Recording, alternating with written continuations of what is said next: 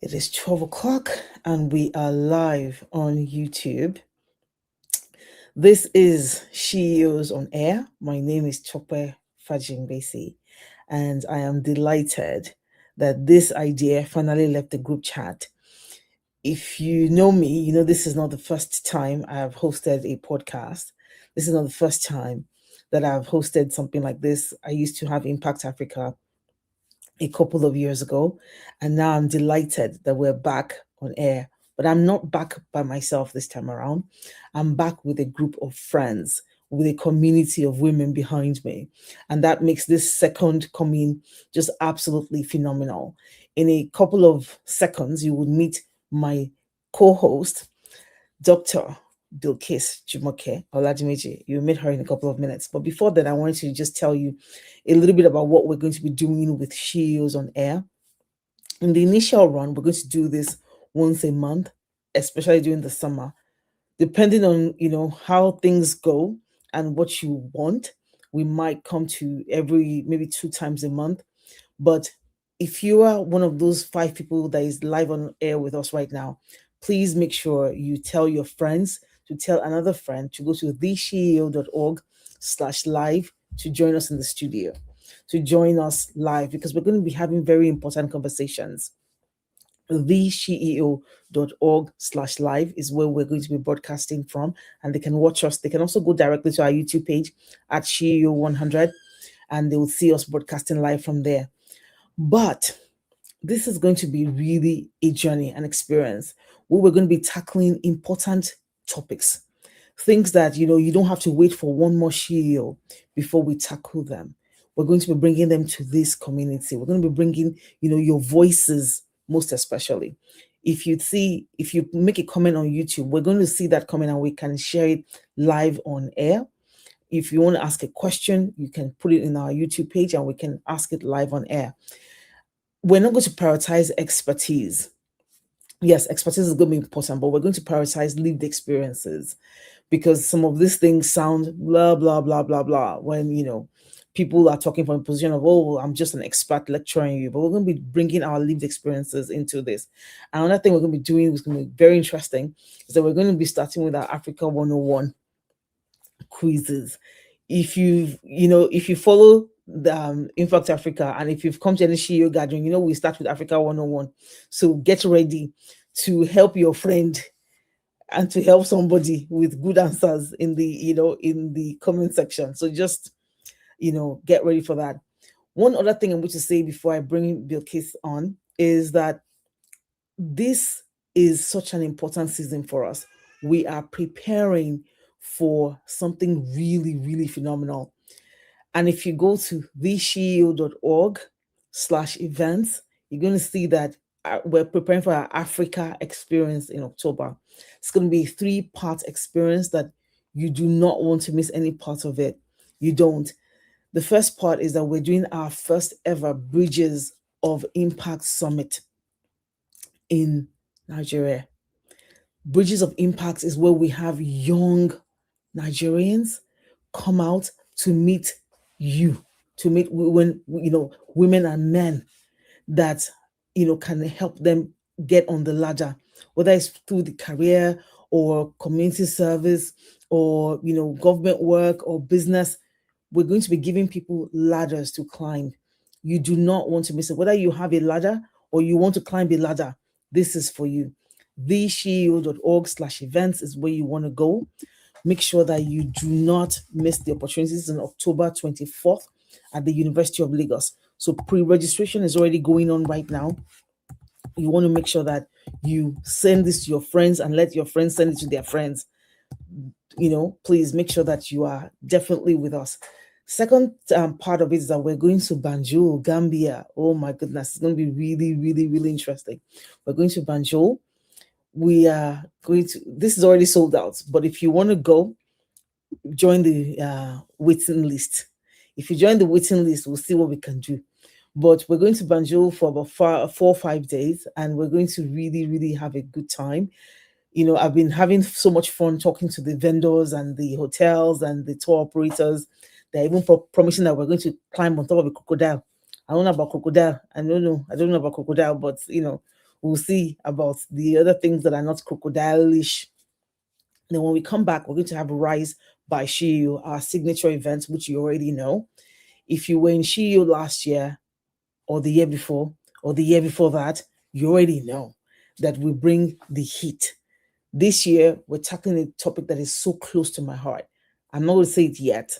When you see the agenda, you know what I'm talking about. So, but please make sure you go to thesheo.org/events and make sure you sign up for, to be notified when we start selling tickets. Now I'm going to bring my friend and my co-host onto the stage, and we're going to have some conversations before we have our guest on. Bilikis, welcome. Thank you so much for having me. And I've just been so excited waiting for this. So I'm just really excited and looking forward to the amount of fun that we're going to have, how much, stories we'll share, how much laughter we'll have, how much Yep. joy we will expand in this Yes. space. So really looking forward to it. I am certainly looking forward to it. And when you came up with the idea of, sis, what about the course? I was like, I cannot be here talking to myself on the on this platform. So it's going to be me and you. You are in this, in this ride. But I also thought about it. I'm like, what a befitting episode to start, with a co-host like you, because you are a physician and you are into, something that I cannot remember. But tell people what it is that you do again. Something about information and Something I just so hear billing cards. Tell me. Exactly. So the first thing before I talk about titles and things, where I usually begin is I am by career. And the way I describe myself is I'm a physician informaticist, which is what Tope is trying to get to. But I'm also a women's health advocate, and I work in the women's health space for so many reasons, which border on both professional as well as personal reasons. Very obvious.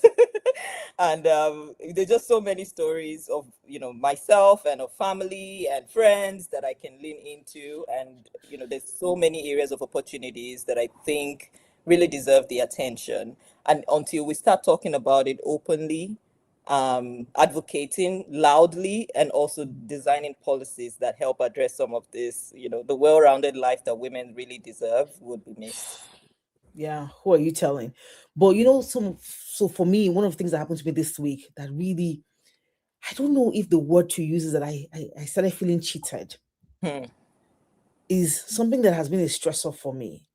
So, I I've said this many times that I had a baby late in life at 47. But at the time I was having this baby, my mom's twin sister, my mom was already gone, and Yeah. her twin sister had said, "Oh, I'm going to just come help you." And Hmm. I remember looking at our chat, and I was like, "September to December, you're with me," because she has other kids, and they are who are in the US. But I was like, "September to December, you're with me." Blah blah. I'm like, they're making plans, and the next thing she dies while I'm pregnant, and Yes. it's not just the money that I've spent, on caregivers that is stressing me. Yeah. It's just the feeling of being cheated and the way I feel cheated. My mom had passed away. She had a major illness. My auntie passed away, had a major illness that came shockingly and took her away. And then I now have to pay thousands of dollars to do what I would have gotten for free. And we're not even talking about the additional stress of, you being a primary caregiver and how that takes you away from your career path. Like, Right. can you just talk about the stress of, Oh, you also have what sis. I have stories for this, and you know this for sure. And I'll just speak from just this last week. Like you were saying, I recently moved to a new environment, and looking for childcare gets like doubly challenging. And God. thank God and thank goodness for like existing relationships that I have that made it possible. Imagine just moved here, needing to go to work in DC, Uh, needing to arrange a childcare very urgently for the 2.5-year-old. I have them spaced out by a decade, so you can also imagine like different needs, yeah. and that part about how you feel cheated really resonates so much too, because there I was too, 6 months postpartum, losing my mom. Uh, Um, so almost suddenly as well, with just the 6 months to from diagnosis to death.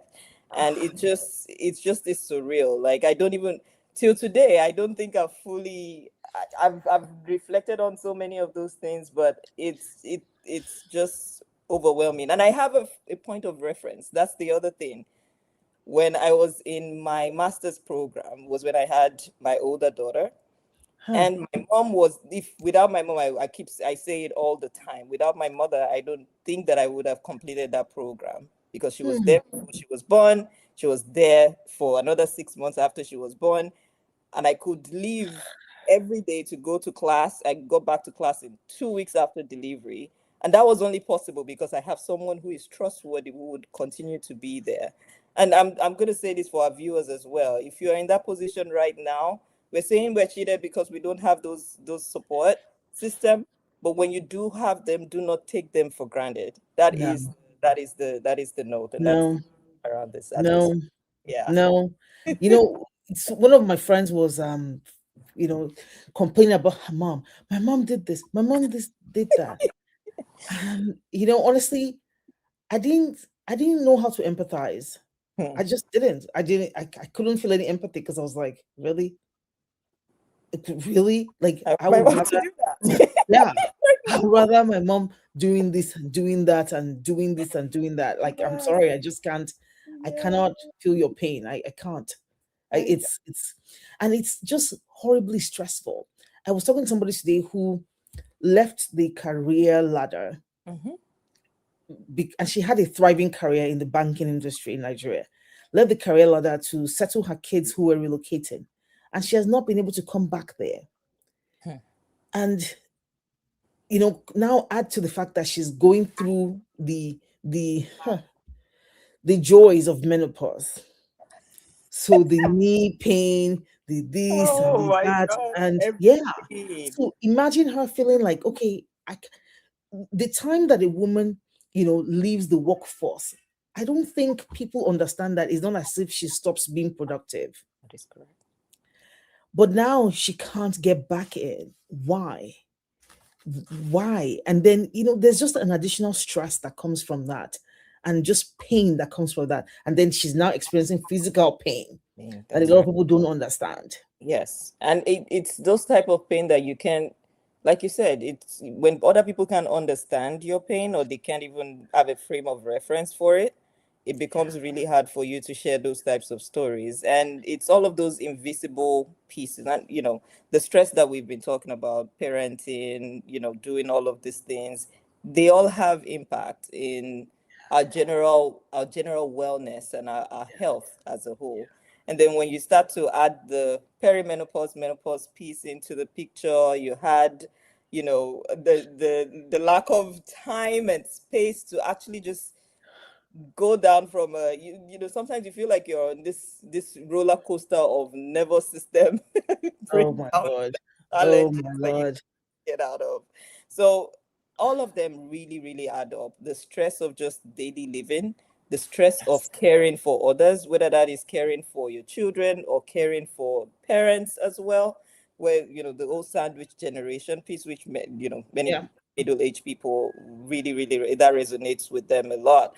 And the journey of just like, when do you really have the space to actually be yourself and do something and do what you just did now, which is like just breathe and Breathe. actually exhale and feel yourself breathing.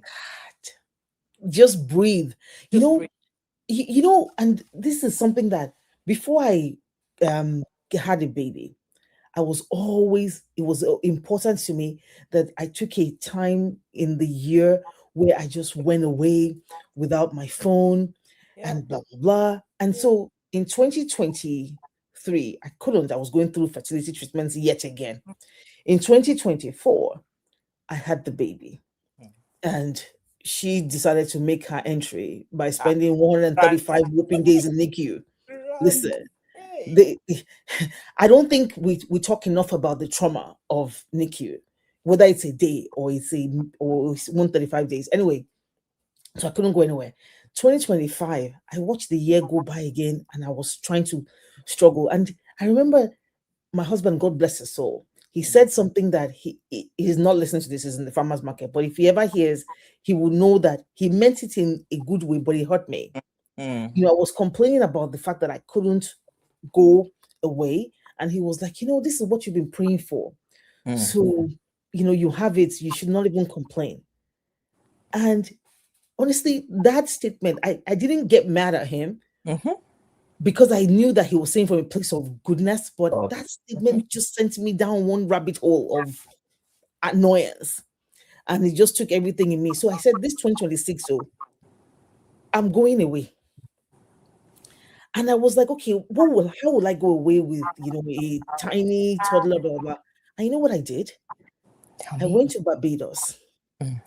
and I chose a resort that had a crash. Yes, Perfect. yes. Perfect. So I would take her to the crash for like 3 to 4 hours a day Mhm. and just go and lay on the beach and hear myself. Because in all of this chaos, people, how are we finding time to breathe? How Ha. are you finding time to breathe? You, as you are moving, taking care of kids, working, advocating for women. What are you doing for Bilikis? That is a good story. So here is the thing. I always try to schedule something that I can look forward to. And I try to plan that with the kids, some without the kids, just to make sure that everybody's okay. But they're Because it terrorists. These takes little kids. takes a sane, Yes. mentally stable, healthy woman to actually raise good children. That's the bottom line. So if you're not, Period. how they say, happy wife, happy life in some quarters. The same thing happens with women and kids, and that's one thing that all of us should try to always remember, which is you have to create time for yourself. You have to create space for you to be healthy, because it takes a healthy person to actually raise another healthy set of people. So Period. it's always my thing. And the other part is, yes, I will, if it takes arranging childcare for me to go somewhere, I would definitely do it. I do it for work. Why then can't I And do it for just you. for me? Yes. Because Yes. that's the other question that I ask myself. It's, if I can do it for work, because I understand that it's just the thing of, what is necessity to you? Hmm. Hmm. Necessity is looking for sustenance, looking for ways Hmm. that you're going to grow Hmm. and all of that. Hmm. But what about the space for you? That also should be on your list of necessities, Yes. non-negotiables, which is, Yes. whatever you do to allow those other things to happen, you have to create a way to do that for yourself, for your own health. And Amen. at the end of the day, these kids, they are going to be, you don't even protect yourself. So how much more, like Huh. there's always the mom guilt of, oh my goodness, I'm leaving them for this X amount of time and all of Yeah. that. But guess what? When you come back happy, full of energy, it is Yeah. actually to their own Yeah. benefit as well. So Absolutely. that's how I picture it. That's how I think about it. I might go for my women's health, whatever. That can be my little escape. I can go somewhere just to calm and just my massage. They know my I haven't said that up here now. My 1 hour massage, almost like every week or every other week or hereabout.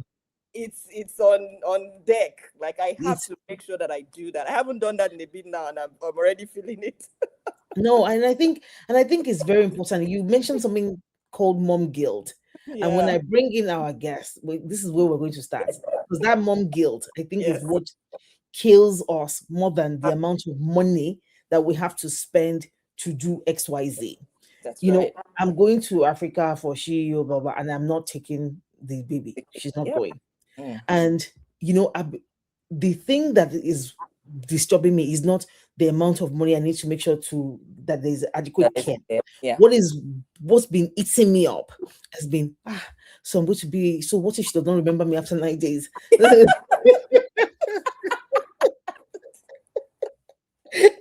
know, I'm like, listen, you just have to do what you have to do. And I think that it's very important that we remind ourselves, and to also know what is your love language as a woman to yourself. What is your, like me, you can give me all the food in this world. I'm not going to love you. Mm-mm. If you give me designer bag, or designer anything else. I don't know the designer, so you have lost me. I don't know who they are. Like I'm not sure I who can't they are. even recognize them as Yeah, well. Like, which one is but if which? you give me a boarding pass, Oga, you're speaking my language. Give me a boarding pass. Give me a boarding pass. Give me a first class seat. I will love you. Hey, hey, and I think we share that passion in common. Like, just give me a space, like like just give me space and time. If you Hmm, now want to add more to it, it's experience. Like, give yes, me space and time, or now add experience on top of it. Now Benny. make that experience near water. Oh my God, Yeah. yeah. Oh, you are there. Oh, you are there. In fact, now I remember you because when we went to Senegal, when we went to Dakar in 2022, I remember we went to this water where I was still standing there. Me, I'm a history person. I'm trying to see how people are running from Africa through the water. You are there. Like It's water. there Oh. by the I'm water. like, I cannot come to the beach and not remove my shoe. What am I? What type of beach going is that one? Like, I have to step inside that water because I've stepped into it in Boston. I've stepped into it in Lagos. I'm now in Hmm. Senegal. I have to step into it as well. Like, I I let me take I the hear record. you. I hear you loud and clear. Like me, the best you can do for me. Yeah. I'll say this and I'll bring in our guest. The best you can do for me, give me a boarding pass. Make sure you talk to Delta to give me an upgrade to first class. Then give me a hotel that is by the water. Then there's something that I did in Barbados. I paid a taxi driver, one taxi driver, for 3 hours to take me around the country Wow. and stop in places where I could learn some history. Interesting. It's a very small country. It's a very small island. Yep. So he will stop here. He will say, "This is the place where the Kiniko were. This is where And after 3 hours, I was full. I was Beautiful. full because Beautiful. I love history. I love to read and Yep. go to museums. That's the only place I go.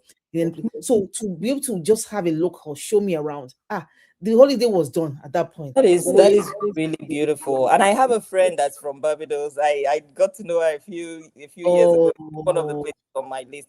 But like you said, I think I go to museums and all of that as well. But I really, when I travel, especially if it's a solo trip, what I like to do is learn more about the local community. I'm yes, one of those people. I said this. I gave myself a treat to Hawaii for one of my major birthdays, and I went to the local library. I went to a local farm. I went to like you say. So what kind of vacation is? I still did the submarine and all of those other things, but I really want to feel the people and the energy that is outside of the touristy nature yes, of yes, that place, because I yeah, just want to take it all in and take a piece of that place in my heart by the time I leave there. And it's not just that experience that I could have gotten in any other place, something that is very local to that place that I can take with me. yes, yes, yes. And I think this is such a perfect time to bring in our sisters. Our guests are also She-EO members. And, so this is going to be a fantastic conversation because when I was thinking about two of them, and I was like, wait, why did Joy and I, put Tawakalitu and Osai together to talk about women's health? Okay, Tawakalitu, I understand her, job Yeah, is in what am I doing here? healthcare. Yeah, but then I said Osai is a lawyer. But I will tell you why this fits so perfectly. First of all, I'll let you introduce yourselves. Just tell us, first of all, not just your name and what you do, but tell us how you take care of yourself. I'll start with your side. Okay. So hello everyone. My name is Osai Ojigho. I'm a lawyer by training. That is why she was like, "What am I doing in a show that is talking about health?" I currently work for an international NGO called Christian Aid, based in London, heading and leading our advocacy and influencing work across the world. I look after myself by sleeping, reading. Yes, if sleeping was an Olympic sport, I would enter for it. Um, and so anything that would disrupt my sleeping is dangerous because then I get really cranky.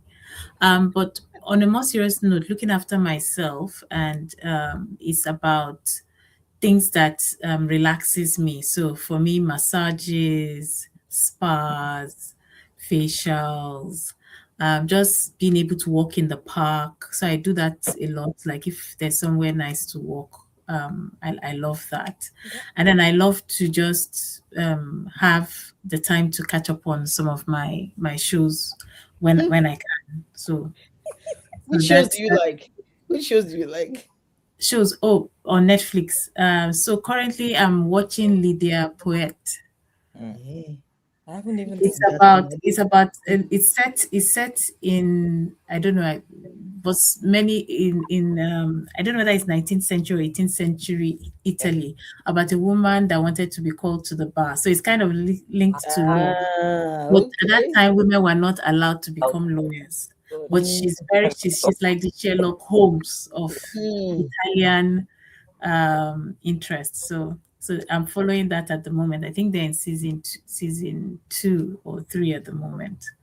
So when I nice. get the chance, I can spend time doing that. I also love art. So museums, visiting exhibitions. So I think I'll stop there. So one thing that we definitely have in common is that I also love art. I just cannot do any.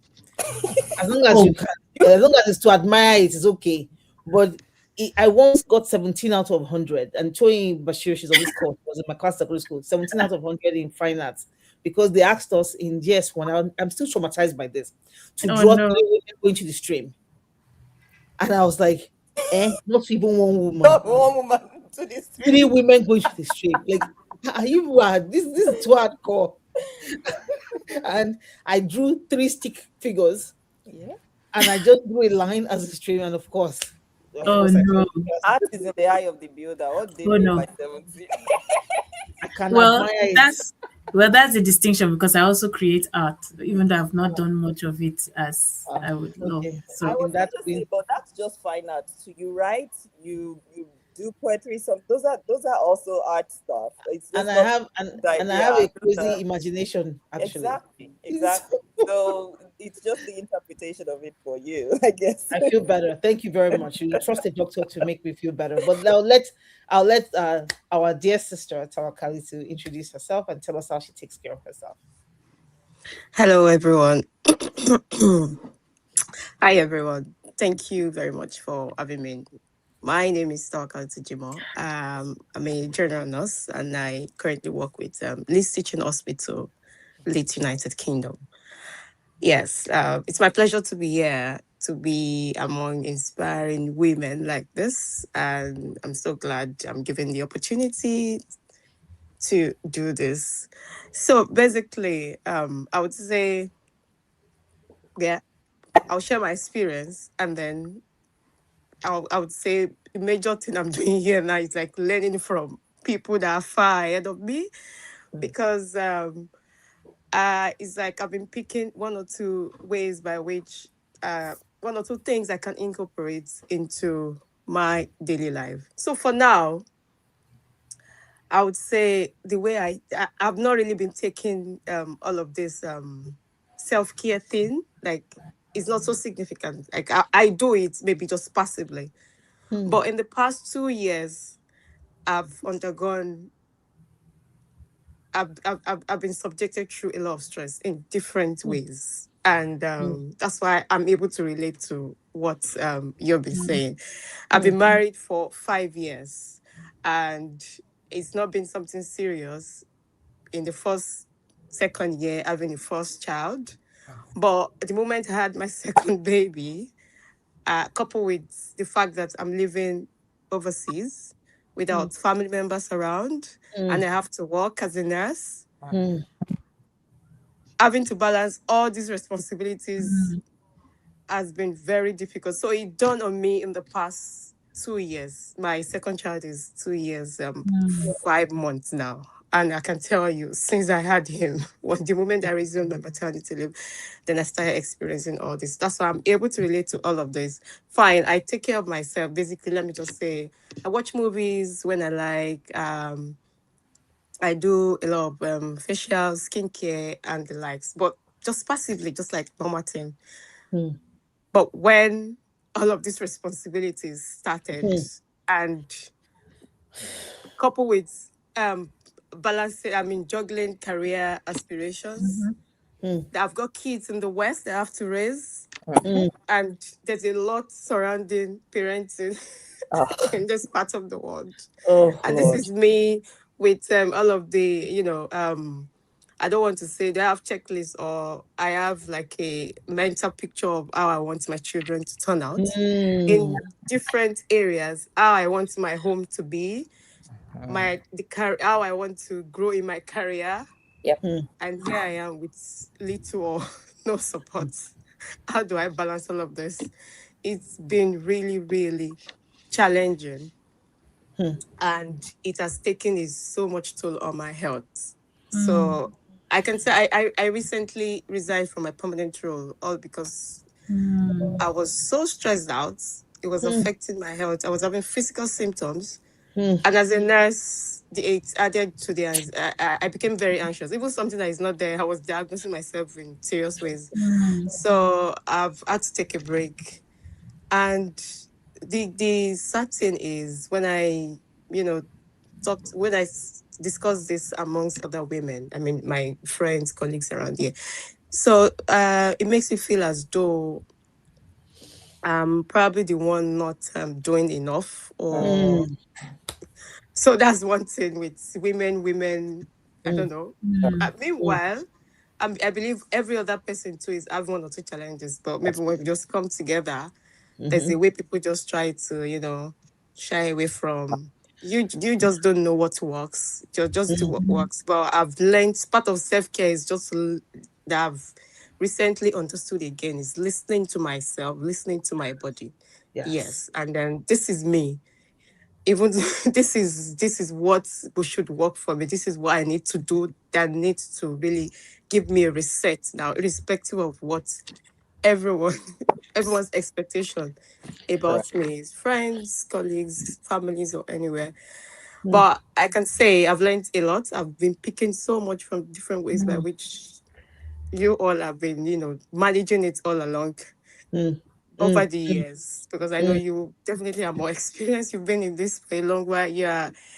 You're career-wise, you're flying, parenting, you're there, managing home. This is packaging. We have arranged ourselves, powdered our faces, and come on air. Yes. This Yeah. this is what gives us like you have something to look forward to, something that makes you show up as who you are.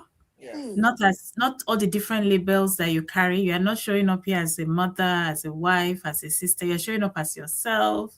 You are coming as you are in a circle of other women who just take you as you bring yourself. I think there's so much expectations, like you said, but there's also this thing that because we don't share and talk about it a lot, you think everybody else is having a great time, and that you're having the worst thing. But people have just learned to mask it better.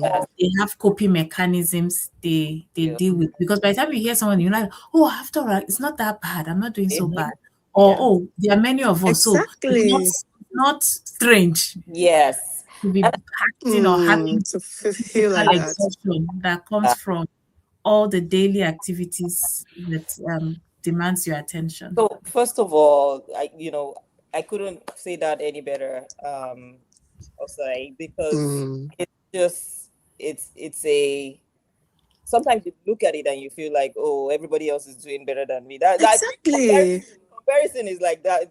Let's just even take that one out of the equation, because you never will be able to see the full picture of anybody's life. So that I don't do.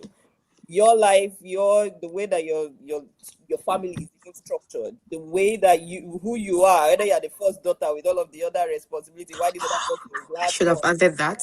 All of those things, you never, like, if people don't tell you, they don't. Me too. I'm raising my hand. Like, if people don't tell you, they don't show you, you don't even know where to put that. What level of support you're getting in the house, it differs across different. Like, there's just so many things that can be so different. So comparing yourself to anybody is like the beginning of it's just the beginning of going down an abyss. So I've learned to just sit down on the side. But one of the places I really want to start is acknowledging, and I think someone added it in the chat as well. I'm actually, part of the things I'm doing right now is writing a book on burnout that affects women in medicine. Healthcare generally is a very tasking area where you're really leaving everything about yourself behind to kind of cater to others. So I just want to acknowledge how much you were juggling being a nurse and also taking care of family and Mhm. doing all of those things that you just started to talk about. And it's such a challenge with the type of leaky pipeline that we have with people navigating careers, especially people in healthcare navigating careers, having to drop off from that career or resign at the time when they are not necessarily ready to actually do that because of all of these other challenges. So I wanted to acknowledge that first. But then the other thing, you said so many wonderful things in what you were saying around creating space for yourself. And one of the reasons why you stepped away from the career, which again, I know that there's so much more to say with that. Um, what you're really feeling inside of you having to make that choice, and the fact that it's probably, I don't know all of the full details, but it might have been a forced choice. And what impact does that have on your own health from a mental perspective? Even though it deals with, it takes away the anxiety, what does it take from a career standpoint? So I think there's so much to unpack there, like you were starting to say. But I love that you're creating space for yourself, and I'm looking forward to how the story unfolds. So Lucas, thank you so much for actually saying that. And sometimes part of the challenge is that we feel alone Mm. in our struggles. Mm. I was raised by two nurses. My mom was a nurse, her twin sister was a nurse. And these were people who just took nursing very seriously.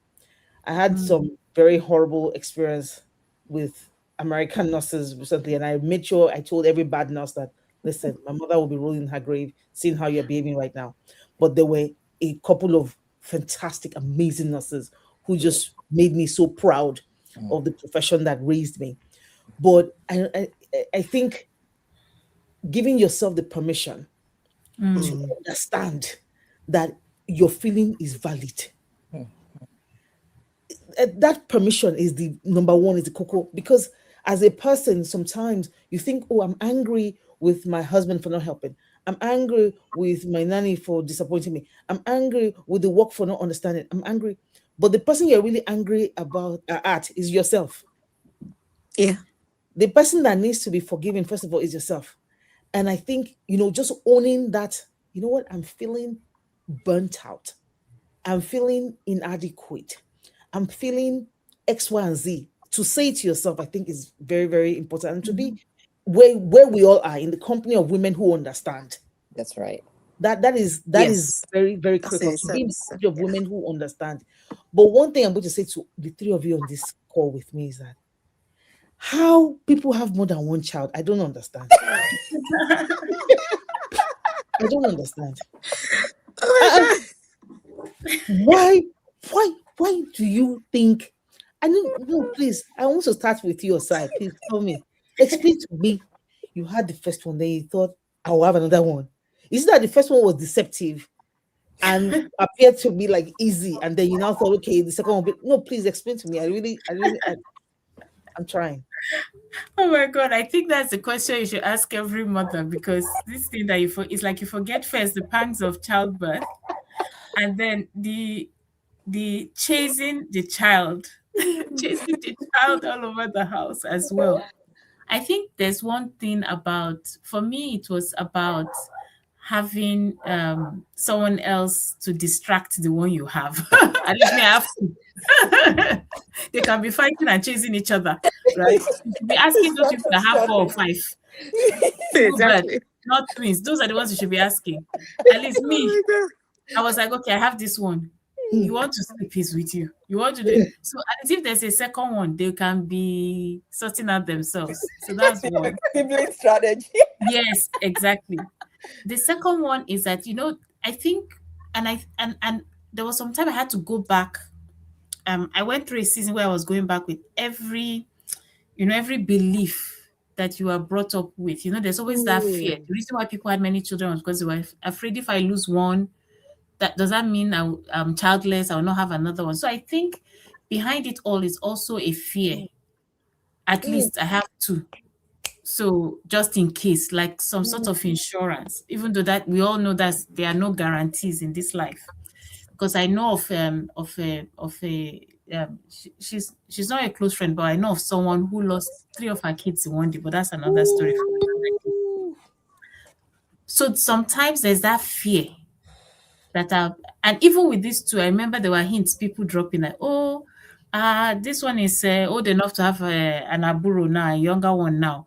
And I was like, are you going to be chasing them, dealing with childcare costs, dealing with whatever? And the question you ask is actually pertinent because with my first child, I really struggled with childcare. Thank God my mom was there, but I didn't have, in Nigeria, it's very easy for you to get domestic help. But for some reason, I was quite unfortunate with the kinds of help I had. But someone said it was good. Your spirit drove them away because they never stayed more than 2 weeks. So I really struggled. And if my mom wasn't there, I wouldn't have been able to cope. So, but by the time I had my second child, we had learnt the experience from the first. So we started planning before she even came that, oh, I'll have nanny this, I'll do this, I'll do the school runs with mommy, I'll do all of that. So I think that kind of helped. Yeah. So, but Tawakalitu, let me ask you, because you just said now that you were in this abroad, though. In this abroad that we are, you now decide to have two children. Please explain to me what was the issue. Honestly, the first one felt easier, I would say. Okay. Yes, it felt easier, and I thought I it was knew going it. to Is continue that like that. deception? Yes. That's what we were talking It about. was Deception. deception. Honestly, everything changed when I had the second. I'm like, what? What is happening? Completely different. And I share with people as well, with my friends with one child, and I'm like, oh, what's happening? When do you want to have second baby? Just like sister them, and they were like, no, I'm taking a break. I said, see, it's a different experience. Let me just let you know that having the first, I was not prepared for what would happen with the second, honestly. So it was not something I felt. I just felt I would just do it. There's no problem. Let's just go for it. But when it came, it was completely different. It was a different experience. So I would say that, even though now a part of me still wants, but I'm like, how do I want to go with this? I remember this afternoon, my mom was still telling me, yes, so your dad is already saying. I said, that is coming from my dad. Are you even living here with us? Do you know? Husband is saying, yes, we can try another one. But that won't happen. What if it's gonna happen? By God's grace, it will be with so much plans in place. Like, mommy, are you ready to come here for so amount of bonds? What? Yes, I hope that will help. Yes, hopefully that helps. That, I'm sure, it will not take away all of the challenges and all, but I think with preparation beforehand, that could still go a long way, really. Yes, so Absolutely. that's what I Yeah. would say to that.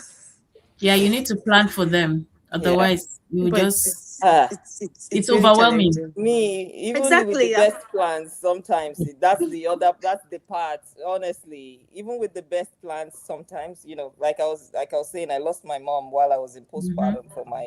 There were definitely plans like, oh yeah, Yeah. mom is going to come, but when mommy cannot come, When and when mommy leaves, what happens when mommy leaves? like there is Yeah. there is that piece too, and again, to the point that you're saying, even those who come, eventually they would have to go. They Like, will go.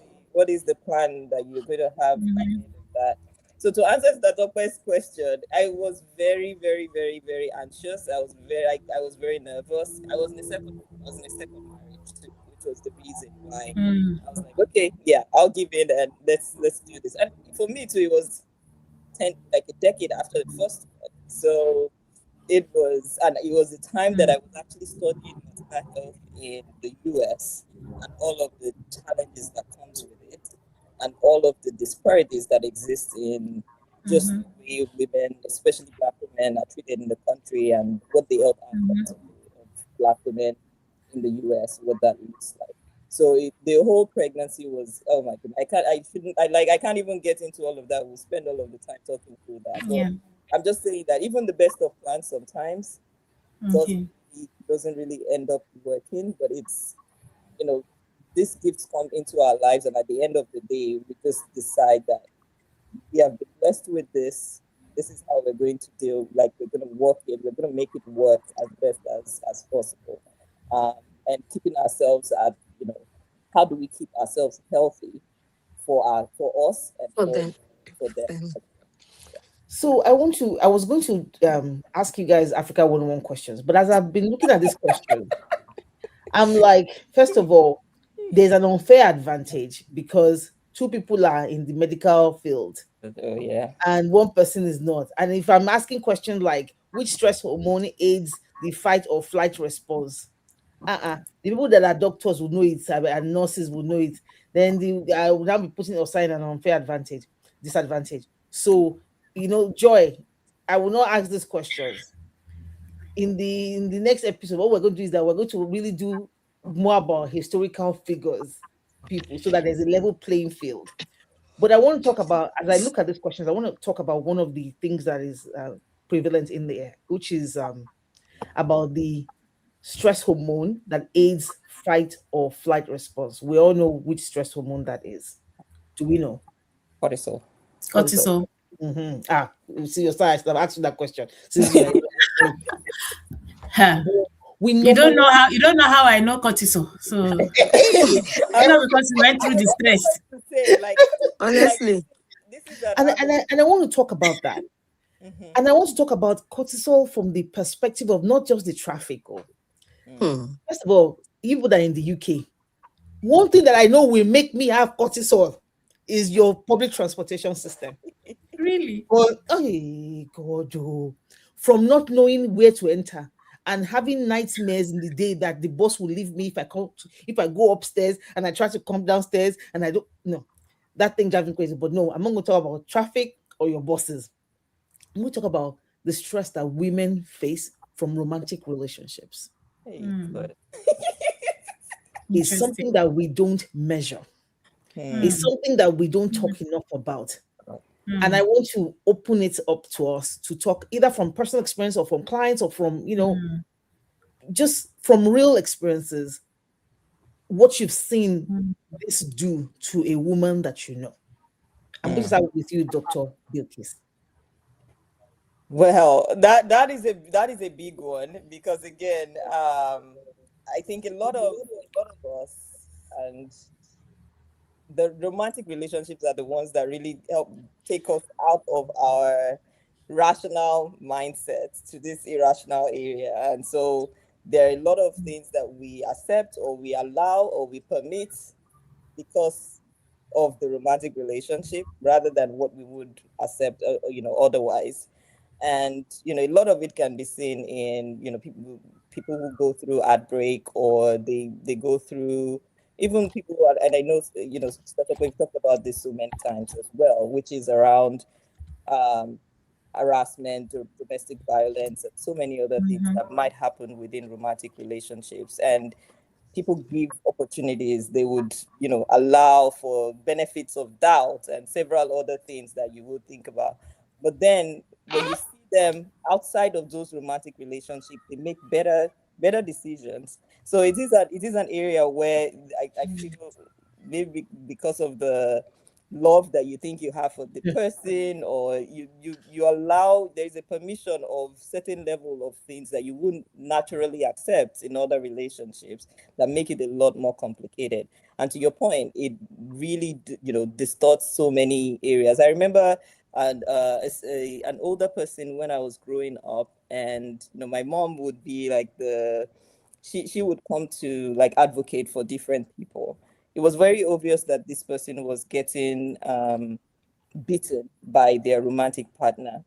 And each time, she tried to intervene or something, this person would always go back to that. And you could see her like becoming a shell of herself just by going through that experience. But because she feels like, oh yeah, this is somebody that I'm intending to marry, I can give them a little bit of yardstick around, okay, these are some of the things that I can tolerate. Whereas that's not the case in their other interactions with others. So I grew up seeing that in that person, and I think he gave me a lot to reflect on about. And my mom would emphasize it, like if a guy would look at you and say, raise his hand to even try to, not even like he has not even slapped you yet, though. He's just raising his hand to attempt to. That is a big major red flag. And I think seeing that person experience it while growing up was one of the things that added that to a lot of red flag for me. And seeing them become a shell of themselves and going through that experience was really hard to watch as a child. Osai, what are your thoughts? Yeah, that's a very good question. I think all relationships can put on unusual pressure on you if there are lots of expectations as well. And I think one example I can give is, in the early days, when you're newly married, there's lots of expectations from family members. You want to make a good impression, or so you think. And so I think it's more around the anxiety of failing, of not being the best possible wife, and then with the family, you are our wife. It's never you're the wife of one person, it's the entire family. So I think there's always that thing that there's a measuring stick that is being used to gauge you, but it's also a form of control. And so one way that I think in the early days, of course now I'm in my I do not care era. And if anybody has been following Instagram and you've been following this, what's her name, Melanie, in the I am part of the we do not care club. I don't give a hoot what the heck is going on, and whether the soup is sweeter than the way Mama Kelechi's soup is. I'll gladly lick Mama Kelechi's soup, and I'm happy. So I digress. So for me, it was always the anticipation, because I don't want to disappoint. So I make sure I get up early, do all the things I need to do. Sometimes I think about some of the things I did in those early years, and I'm like, I must have been freaking crazy, right? To think you can meet those expectations, because they're not yours to in the first place, and they're not yours to carry.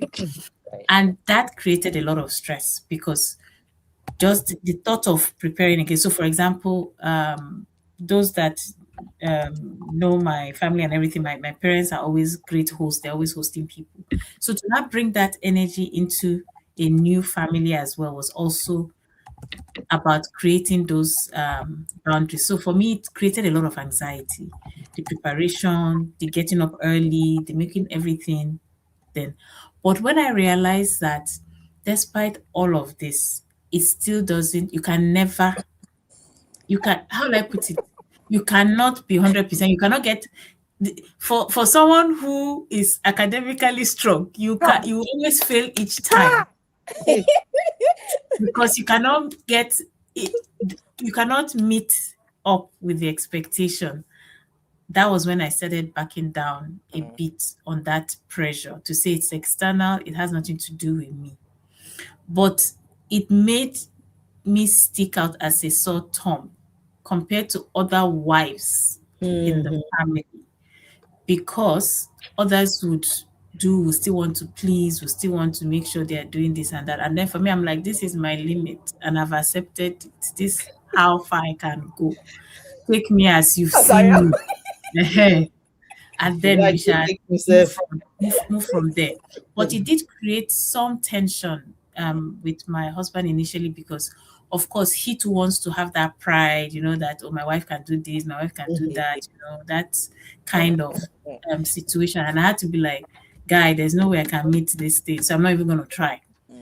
And I've tried and it's not worked, and I'm not going to try anymore in order to deal with that. And I think it's just that anxiety. If you can reduce the anxiety, then you can dispel whatever the emotions are bringing up, because the fear of disappointing others creates that, over planning, perfectionist drive to get things right. And when it doesn't, you're so disappointed, you beat yourself. I used to beat myself a lot. That is mental. I'd be like, oh, you shouldn't have done that. I'll play it in my head several times how I could have done it differently. That's energy that I could have used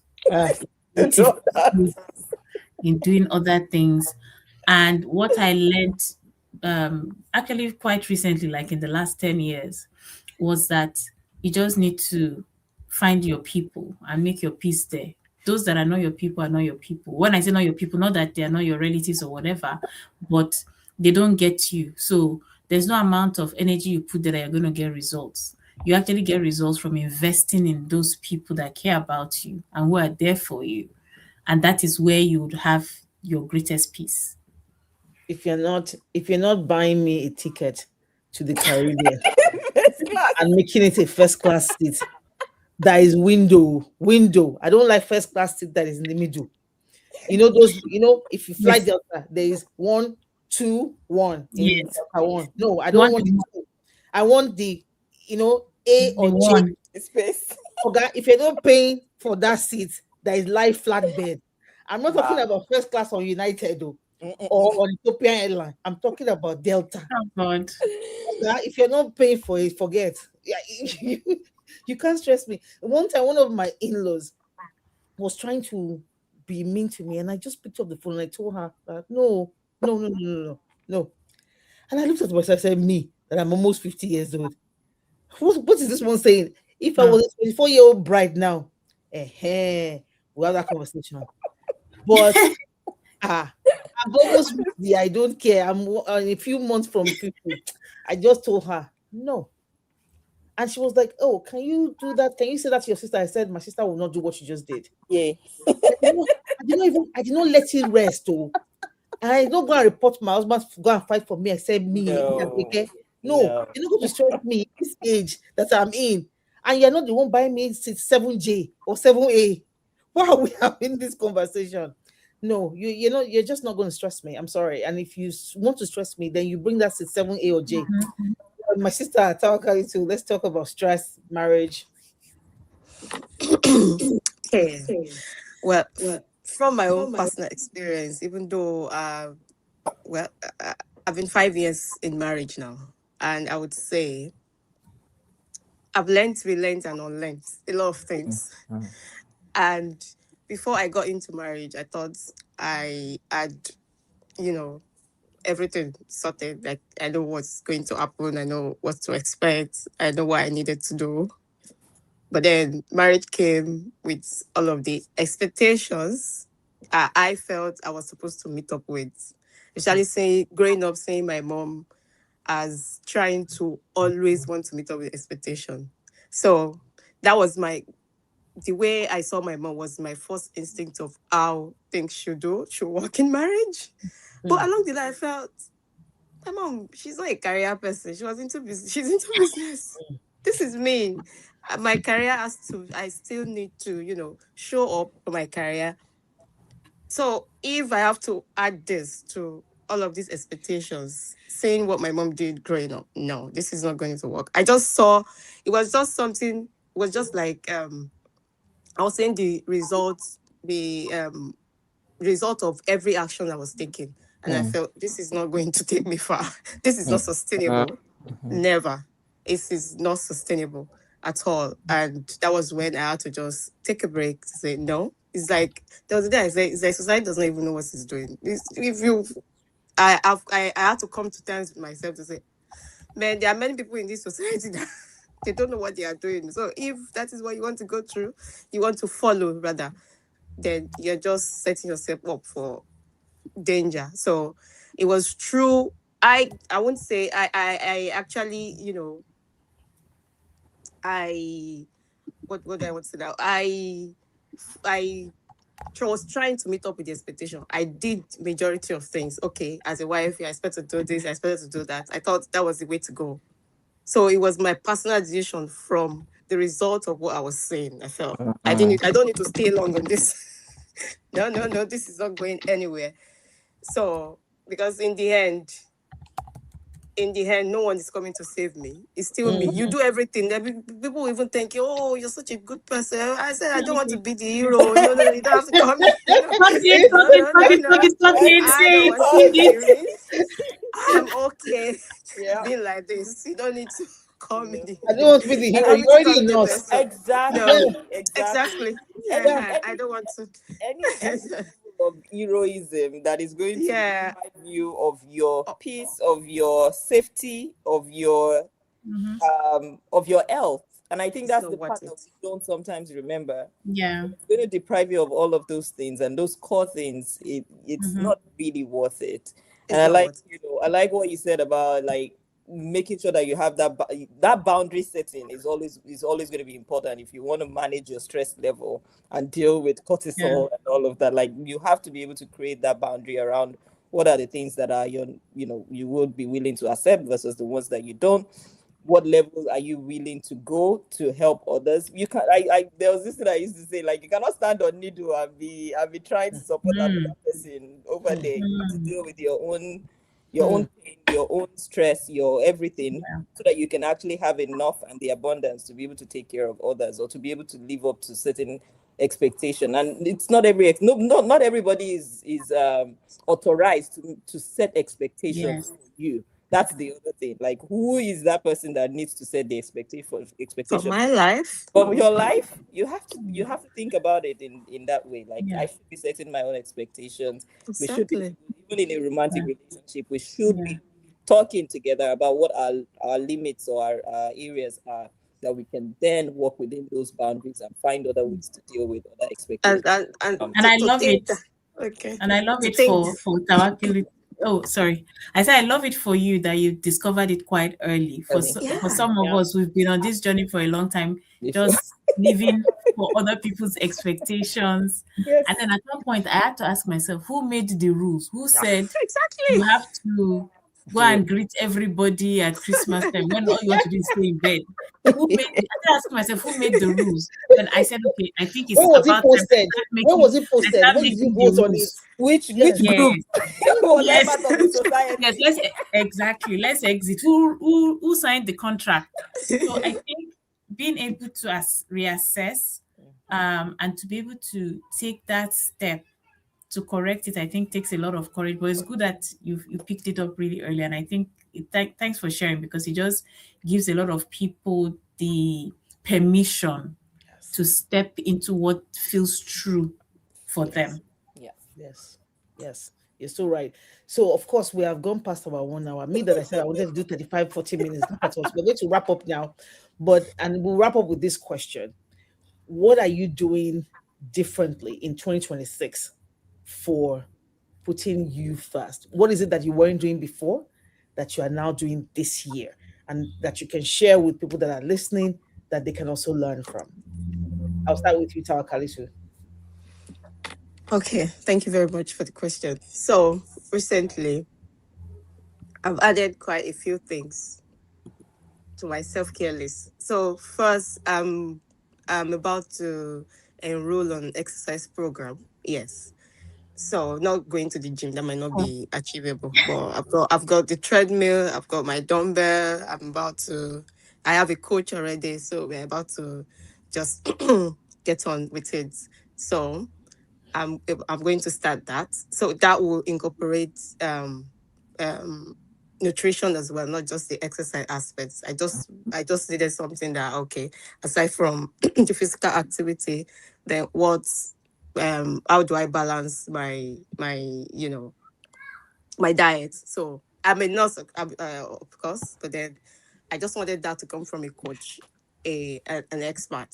Yes. So that, then I'm planning to do more of solo walking or solo outings. Yes, I'm incorporating that because in this country, the only time it's very hard for you to squeeze out time, especially when you have kids. When I'm out, when my husband is out, I'm with the kids. When I'm out, he's with the kids. So it's just few times that it's just you, only Yeah. you. So I'm trying to squeeze out that time for myself as well, and to do more of facials and skincare. So Then to watch more movies, more adventures. That's my plan for self Uh, care in 2026 before the rest of the year. Thank you.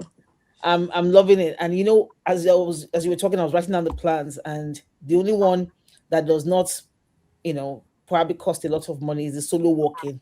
Mhm. The rest, they cost money. And then as women, we start thinking, yeah, this money, that money. But you know what I realized? If I spend the money to buy 7J on Delta, I'll be broke. If I don't spend it to buy 7J on Delta, I'll You be see, we broke. broke. So, my people, I'm going to buy 7J on Delta. Even though And come travel. ask me for the hookup, Delta will give me 7J for free, more than the cost that you spend.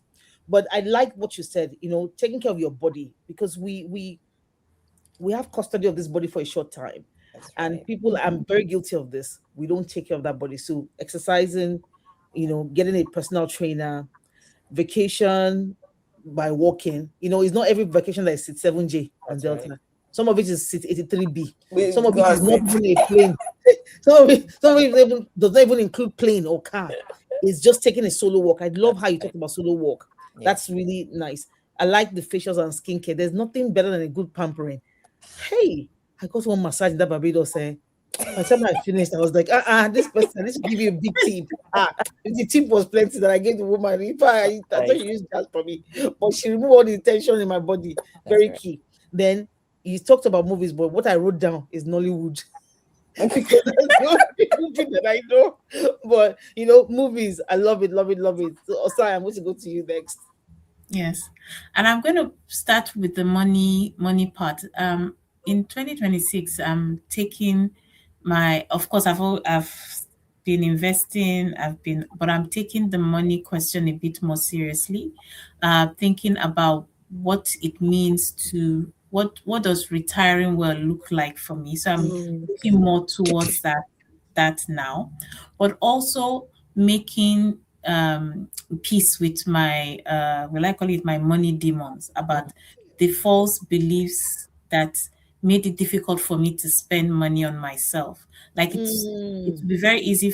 So one thing that I got to learn a couple of years back, that it's so easy for me to give to others, and then I delay my own gratification because I feel it's going to come later. So now what I do is I tell myself, you cannot give from an empty cup. Oh, that's right. amen. So I buy for myself first, and then I say what is left for the Mhm. others. Yes. Yes. And the biggest lesson has been, and maybe this is also where we'll talk about cortisol in a different form.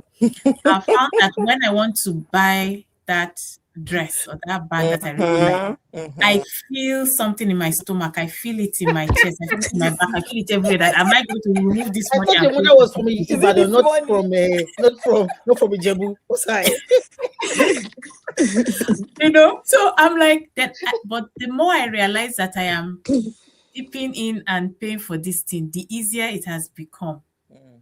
to Mm. do that and to appreciate that I'm doing it for myself. Yeah. And that has made it a lot easier to spend on myself and not having, because the thing is, especially for those of us that work, you work for it. So why do you find it difficult Yep. not to spend the money you've worked on?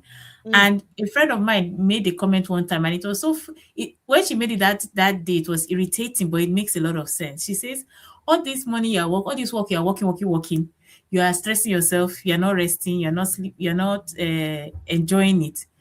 Next of kin will spend it in 24 hours. Honestly. Listen. Honest. 24 hours is Listen. too much. So what are you doing? So I was Mm. like, why she being so dramatic? But when I reflected, it's actually true. You worked for it. So you pay yourself first. And that goes into my investments first, goes into the things that I desire. And I affirm it that I'm deserving of it. So that is one big change that I'm bringing into 2026, that I brought into 2026. The other thing is about just slowing down a bit to enjoy the ride. I've always said it, but because things are moving quite quickly, you are going from I finish one thing, I'm on to the next. So this year I've given myself the gift of easing on the gas pedal, Mm, reflecting on where I am, and it's okay to just be a tree. mm, The time for blossoming, the time for fruiting, the time for That's harvesting will come. But it's okay to be in this space because I also feel it's my recovery Yes. season as well. And that you cannot just keep motion. And I was reminded more of this when I tripped and fell, and then my knee got bruised because I had no choice but to sit down and Mm-hmm. mhm, heal for 2 weeks. So I mhm. told myself, did the sky fall down? Did anything No, happen? No. no. So take the time to just ease in. And then the final thing is oftentimes I've delayed things I want to do because I'm waiting for friends or I'm waiting for someone. So I wouldn't go take the trip to Glasgow because I need someone to come with me. I Mm. wouldn't go to the museum because it was just me because I want to have dinner with someone afterwards. More and more, taking that solo ticket to go to the museum on Sundays after church, if everybody else is doing other things, to sit down, buy myself a nice meal, Sunday brunch, Mhm, entertain myself by mhm, myself with mhm, myself. And then it's giving me and it's giving me that freedom to enjoy my own company. So if you're not able to make it, it's fine. If you're able to make it, great. But mhm, I'm learning that. I think the next big thing will be able to do that solo trip of it, not just one extra day, but just like a week or so by myself. Because I think the worry I'll always have is that will I be able to enjoy it Mm. without other people there? Because part of it is you want to be able to share somebody. Oh, did you see that? Did you watch that? Right. Oh, can we do that? So that would be my next target. Yeah. Oh my God, so many gems. I almost have a page full from both of you already. But I want to make sure that, people are hearing very well. Oh. First of all, when you said slow down to enjoy the ride, you killed me. Amen to that. Because is that not how we are as women?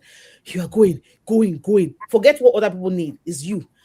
You just got a promotion at work. Instead of to sit down and say, I got a promotion. Say, so how's going to be the what next next? promotion? What next? You just came back from the grocery store. So what about when this yogurt finishes? Oga, drink this yogurt first. Um, oh God. Before, before you think about when you go to the store to buy another one. Yeah. This thing is like almost an obsession with Yes. what's next, not what next. There's something you said about money and retiring well that I think many of us don't sit with. When people, if anybody hears that they're thinking retiring well, okay, I need to have money in retirement. It's not about money in retirement. Do you have health in retirement? Yes. So. Do you have health? Because my mom retired and then she got sick because all of the time that she was, working, instead of her to preserve some energy for herself, no, she was pouring in her husband, in her children, in her place. Do- How are you banking healthcare for Mhm. retirement? That's something that a lot of us don't even think about. It's not, and it goes beyond going to see doctors. No, Yeah. it's about how do you take time for yourself. One thing that I did last year is I began to put myself on my giving list. Mm. Now I'm number one on my charity list. Before I will have a charity list of people, but now my name is now there. What does Tope want? Exactly. Share ice cream ni? That one's easy. Is this the 7J? ChatGPT and I were now friends because ChatGPT knows that I'm always looking at, okay, so which continent am I conquering in 2027, 2028? And, how can I pair Andorra and Spain and Portugal together in one trip, Malta and Cyprus and Turkey? Like, I'm always doing this thing. And before, my fear was, oh, if I go on vacation, what's going to happen to my daughter? I went to Albania in May. People, I flew an auntie with me to come with me to Mm-hmm. Albania so Mm-hmm. that she can back the baby while I go and walk on the Sure. beach. People, let your money work for you. Albania is so cheap. It's so cheap and it's so beautiful that it was unreal. And when I got there, I saw at least 12 other Nigerians from Mm. the. At one point, I asked, I said, so is there a group chat where people are having this conversation?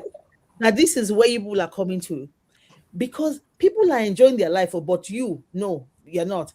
And if you do, sorry, and I'm all for giving charity. I think it's great. But if you don't, some people, you are one of 10 people on the list of people they are asking. Mm. It's not just you are one of 10. So when they're coming and saying, hey, my life is over, I need this, you are just one of the people. You're one of the ATMs, and you forget to give to yourself. So please, let's not be afraid to give to ourselves, to speak our own love language. I like that, you talked about, like, when you're talking about money and spending on yourself, you made me remember my dad, who was friends with your dad. My dad, if my dad did any contract, he was an engineer and a government contractor. If he did any contract, he will collect the money in cash. He will sit under a carport in front of our house. Then he will share all of the money, share everything. I'm not playing. Wow. He will, yes. I used to look at this man. This man must be mad.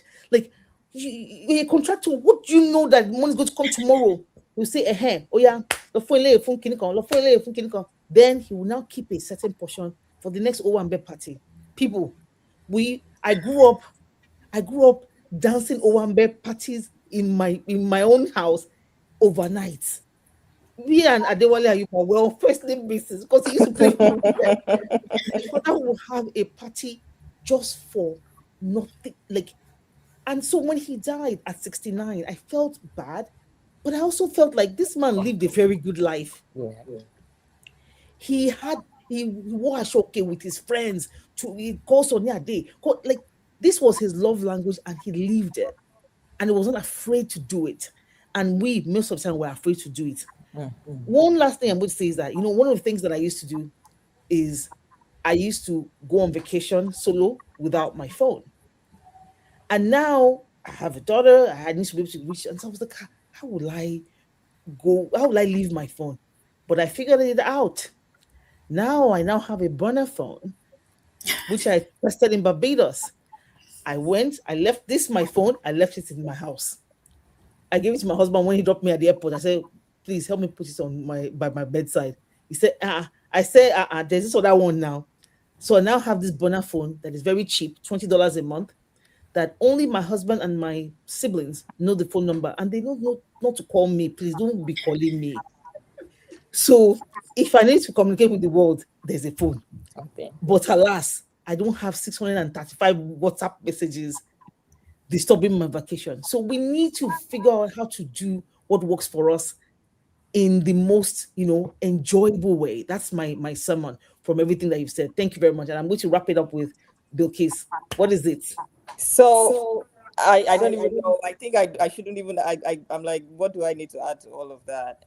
I've just been putting into practice all of what you've said, and some of it is coming from just years-long inventory of how I think about my life and how I think about my health.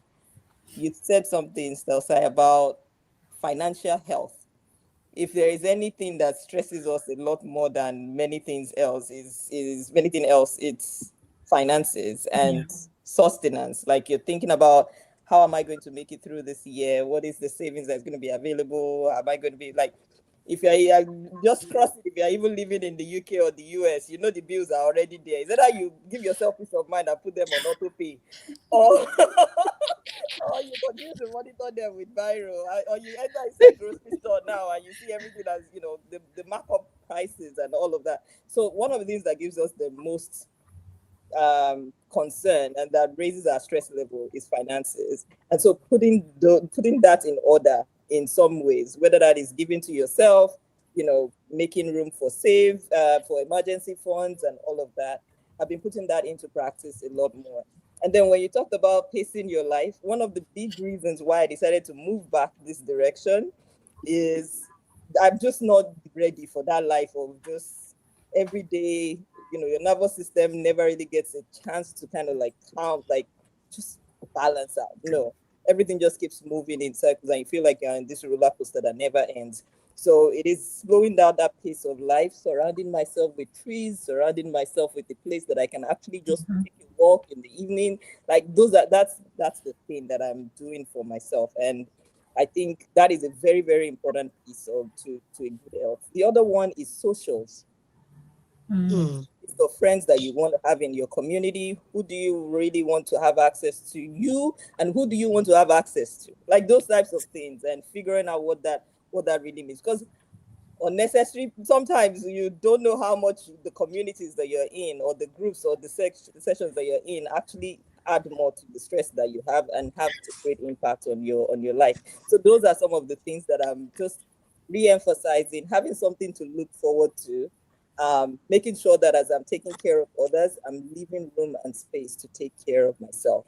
And so, it's just a whole lot of things about some of what you've said, and putting yourself on your list. Like when somebody is having a birthday party, you're sending them gifts and all of that. When was the last time you bought yourself a gift for your birthday? And what are the things that you treat yourself for? Like those types of moments too, making sure that we have them.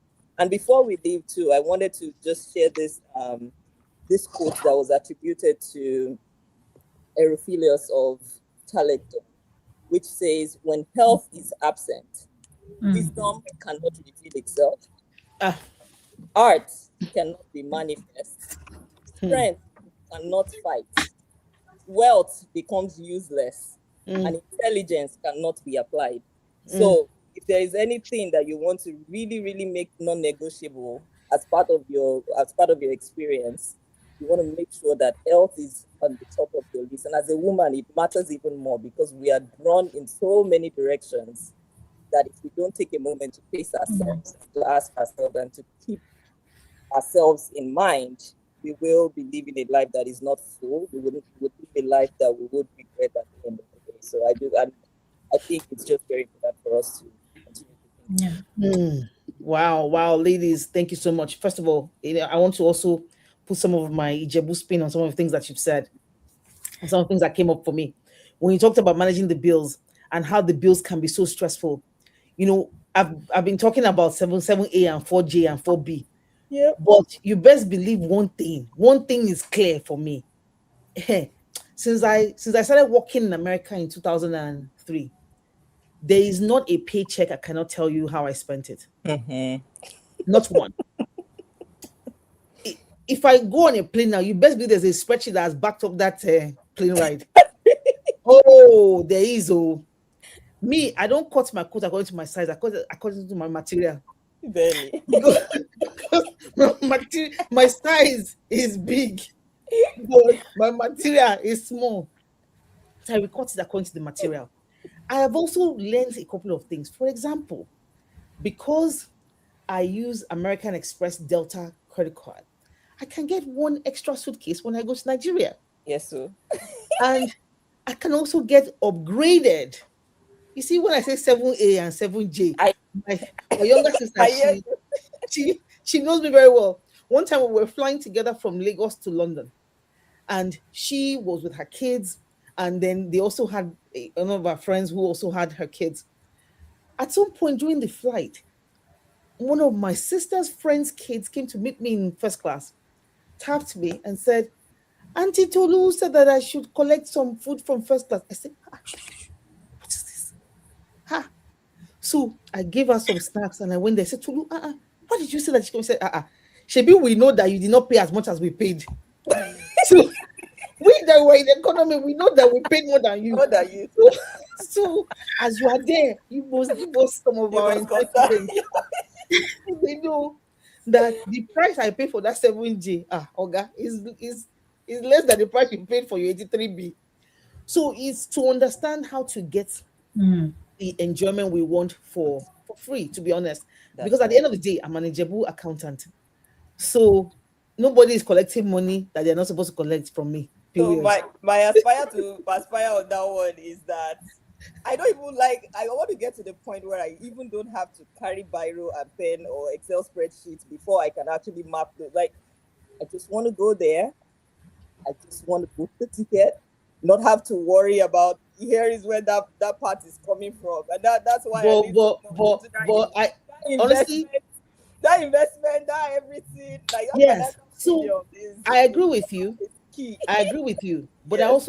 I also believe, and I think it was Benjamin Franklin who said this, that what you don't measure, you cannot manage. That's right. No matter how much money I have, I must be able to measure it.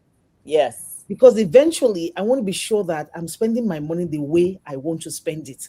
Even if I use the whole money to fly 7G and Yes. 4B Yes. or private jet, so I want to manage it. Well, one thing else that you also said that I think, has been the theme among everybody is slowing down.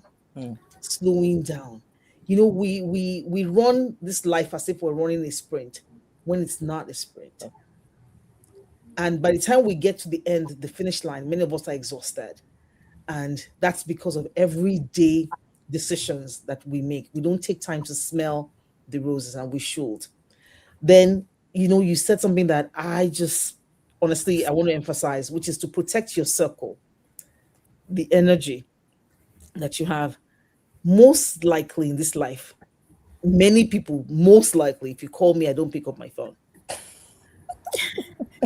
Most likely, 9 out of 10 times, if you call me, I'm not picking up my phone because I also have time that I want to use to expend energy. Yes. So I put my phone away if I'm like in my office. I might put my phone in my room. When I want to take a break and I want to allow another energy to come in is when I'm with my phone. But a lot of us don't give ourselves the permission to determine who has on-demand access to us. And that thing's an energy drainer. Who has on-demand access to you? On demand. Like we already have, as virtue of being mothers, being wives, being siblings, being children to some people, there are people who automatically have on-demand access to us. And then we now allow people that should not even have the access. And then there are people that I say they should not even be in the circle. The influencers of Instagram, influencers of TikTok, influencers of YouTube. Oga, why are they having? I saw a video before I came on here. I was on Facebook and I saw this video of a particular Yoruba king. I shall not say who, but I'm sure you know who has multiple wives. So he was celebrating his anniversary on the throne through a church service. I thought Christians didn't agree with polygamy, but what do I know? Anyway, so 3 of his 6 wives were in the Thanksgiving service. And people began to analyze in the comment section. My favorite thing is the comment section, because that's where you see people that have no joy. So people began to analyze the comment section, which wife is not happy to be in polygamy? Which wife has mastered polygamy very well? Which wife is time, Sha?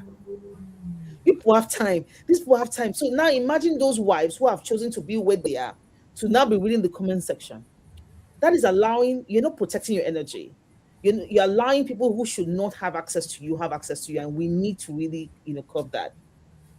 Then buy yourself a gift. I want to add to that, buy yourself a gift. Yesterday, and I can say this because the day is over. Yesterday was my husband's 60th birthday. Oh. But Happy he birthday does to not him. celebrate birthdays. He does not acknowledge birthdays. He believes every day is your birthday. This man, honestly, his birthday behavior is like Jehovah's Witness. If you know Jehovah's Witness people, my cousins are Jehovah's Witness, they don't celebrate birthdays. I always tell him that when it comes to birthday, Jehovah's Witness, that's what you are. So yesterday I was getting very upset that he was not allowing me to wish him happy birthday. He was not allowing nothing. So I said, okay, no problem. Me, I'm gonna be 50 next April, by God's grace. You will follow me to Nigeria for photo shoot at my Owambe. By the grace of God. He said, okay, no problem. When that time comes. But I said, today there is your own birthday. As you don't want to celebrate, can you please buy me meat pie? Request. He looked at me, he was like, eh? I said, yes.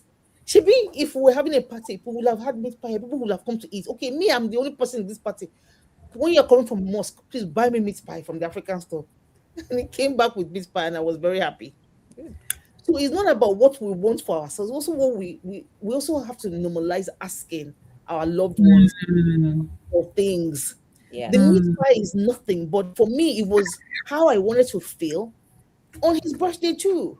Yes. Like it's also my birthday. I'm the assistant celebrant. Like, don't celebrate. That's your own problem. But this is how I want to feel. Celebrating on your behalf. Yeah, celebrating on your behalf. Thank you. So asking for help, normalizing that, asking for how we want to be loved, I think is also very important. My husband, he traveled a lot when he was a young person. Like I said, it was 60 yesterday. He traveled a lot. He will tell you about how he was in Korea, Malaysia, blah, blah, blah, blah, blah, blah. Okay, no problem. When you were young. Now he's like, he wants to sit down on his farm. That's all he wants to do. So at first, it used to irritate me. But I'm also a person that I can do battle by myself. I can go on a trip. I can go to China by myself. But then I said, wait, there are some times that I need this man to drive me from the airport to the destination. Therefore, I told him, I said, you will give me one trip a year with your money and your time. And some people like they say Steve Jobs is the king of latent needs. There's some people that they don't know what they need. It's you that you must tell them what they need. One time I booked a trip with his money to Hawaii. If you know Hawaii on the map, you know it's very far. So this man was like, "Oh my God, where are we going? Why is it this far? Why is it this far? Why is he complained all through the flight?" Are we there yet? He gets to Honolulu. My husband speaks Japanese. He is talking to every stranger on the road, every stranger, because 1 in 3 people standing in Hawaii is a Japanese person. You just need. I say, hey. So every time you're now asking, where do you want to go? You say, I want to go back to Hawaii. I'm like, you want to go back to Hawaii. If I did not force you, put your hand behind your back to take you this Hawaii, would you have known that your relatives are there? No. So, so I think, you've learned from all of the ladies here. There is nothing that I can add that they have not said that I have not remixed. Let's take care of ourselves. Let's bank, things for our future self. Let's hope for long life, but also plan for that long life in terms of money and time that we're going to spend. I want to thank you all, ladies, the three of you, for helping to make this an exciting comeback to podcasting. Thank you so, so much. I want to thank Rihanna and Joy, who are backstage, for helping to do all of the behind the scenes stuff. I've told them that they should get credit as producers of this. And I hope that all of you who joined us on YouTube will join us again next month when we have our next episode.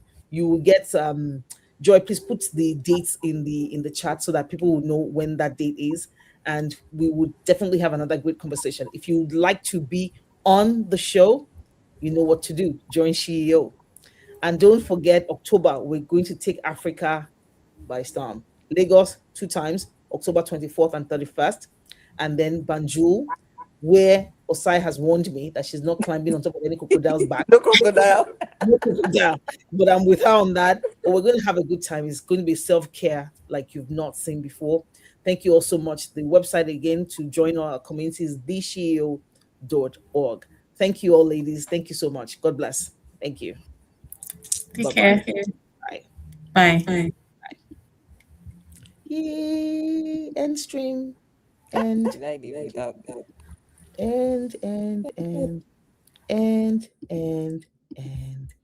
and we are out. End stream.